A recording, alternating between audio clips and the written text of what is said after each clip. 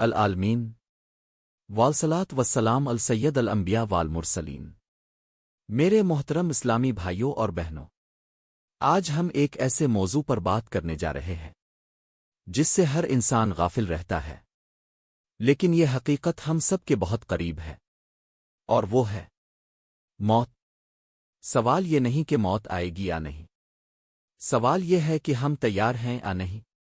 اولیاء اللہ فرماتے ہیں، جب بندے کا دل دنیا کی چمک دمک سے ہٹنے لگے تو یہ اللہ کی طرف سے ایک خاموش اشارہ ہوتا ہے۔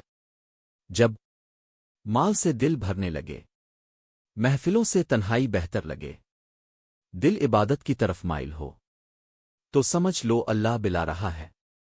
میرے بھائیوں، کبھی دل میں اچانک خیال آتا ہے، میں نے بہت گناہ کر لیے، اللہ معاف کر دے۔ یہ خیال عام نہیں ہوتا، یہ اللہ کی خاص رحمت ہوتی ہے۔ اللہ جسے اپنے قریب کرنا چاہتا ہے، اس کے دل میں ندامت ڈال دیتا ہے۔ کچھ لوگ کہتے ہیں، پتہ نہیں کیوں اب نماز میں آنسو آ جاتے ہیں۔ یہ کوئی کمزور دل کی علامت نہیں، یہ دل کے جاگنے کی نشانی ہے۔ درود پڑھتے ہوئے دل نرم ہو جانا، ذکر میں سکون آ جانا، یہ سب اللہ کی طرف سے اشارے ہیں۔ جب انسان چاہتا ہے کہ میں سب سے معافی مانگ لوں، کسی کا حق باقی نہ رہے، دل صاف ہو جائے، تو یاد رکھیں، یہ اللہ کی طرف لوٹنے کی تیاری ہے۔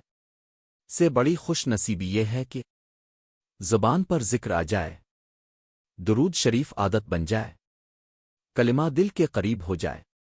رسول نے فرمایا، جس کا آخری کلام لا الہ الا اللہ ہو، وہ جنت میں داخل ہوگا۔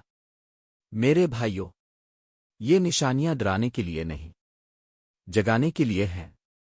اگر آج دل نرم ہو رہا ہے تو کل کا انتظار نہ کریں، نماز مضبوط کریں، توبہ کو عادت بنائیں، اور اللہ سے نیک خاتمے کی دعا کریں۔